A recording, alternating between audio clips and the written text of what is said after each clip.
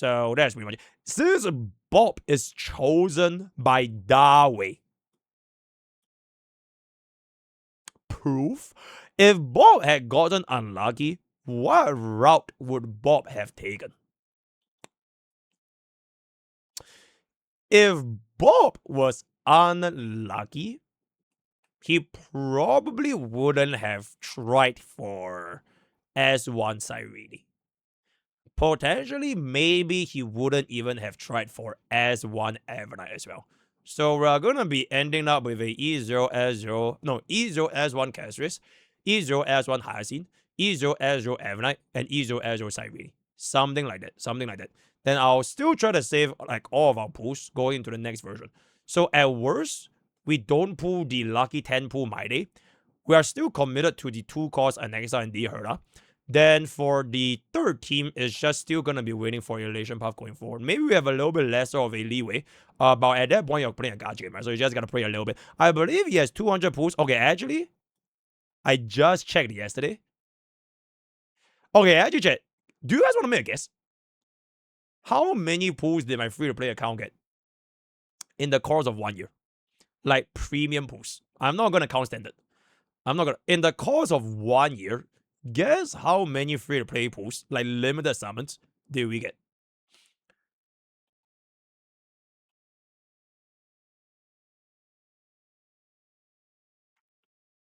150 or less in.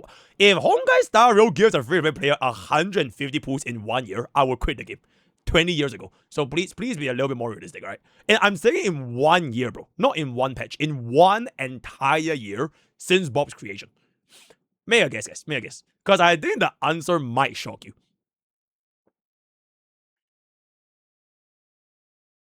Okay. I have a decent ballpark of what y'all are saying. So I am now going to review the answer right now.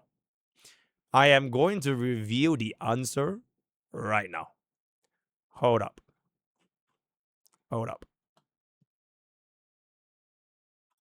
Actually, give me 1 second. I want to stall.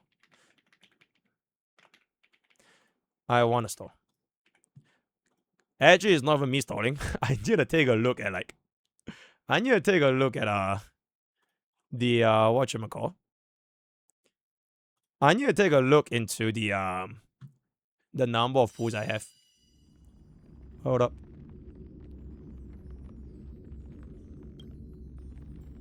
Okay.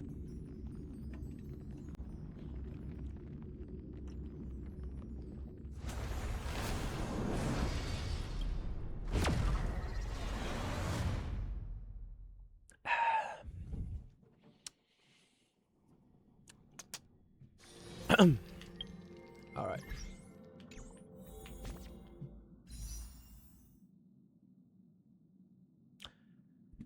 Okay. The answer is. Hold up. The answer is.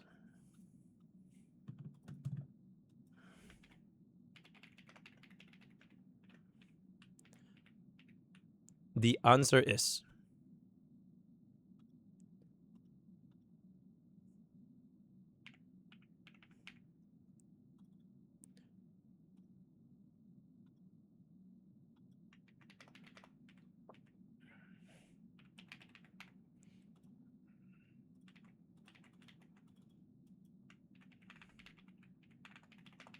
Wait, I need to do some math. Sorry.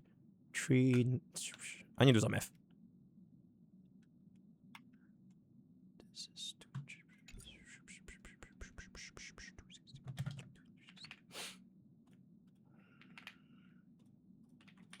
Okay. I have the answer right here. So the answer is for Bob's free-to-play account after an entire year. The answer is. Okay, you know what? I'll just save it at the end of my Honkai style direction after I was talking about Sunday. But please keep going. The moment I'm done with MrPokke, I will review to you guys the answer. Oh my god, bro. Can you believe you know that 2 out of 3 is 67% round off? Actually, it's 66.67677. Okay, so anyways, on the topic of Bob, I have a completely free-to-play alternate that I've been playing since as early as 1.6, where I put the most dog shit archetype back then in the entire game, DOMT. I even put the anniversary unit Aircron, but without our signature light cone. She is complete. Sarah would not be very happy with this. And I put the inferior break DPS Boot Hill instead of Firefly. Even with a dog shit team as DOT, I have been clearing every endgame still until 3.1, which by 3.0 I already put an E0 S0 Hara since I know DOT is dying.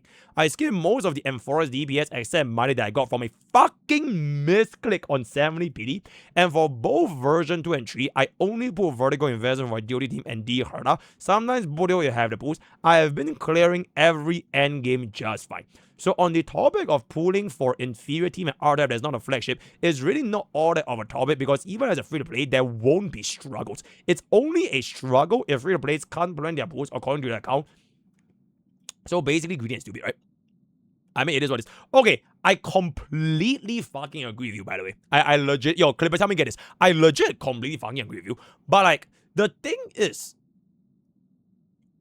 I think most players that complain, they would not be in the same position as yourself. Like, people that actually complain about not being able to clear endgame, they are most likely just legit just pulling all the wrong units.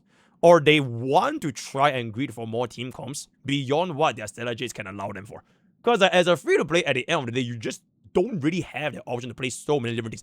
Even though they might be your waifus, right? They might be your husbandos, and you see their kid and it's really, really cool and it's very, very shiny. But the moment the shield environment goes away, their performance is just going to go down. And then if you don't pull for that vertical, obviously the endgame performance is going to go down. It's like no shit, right?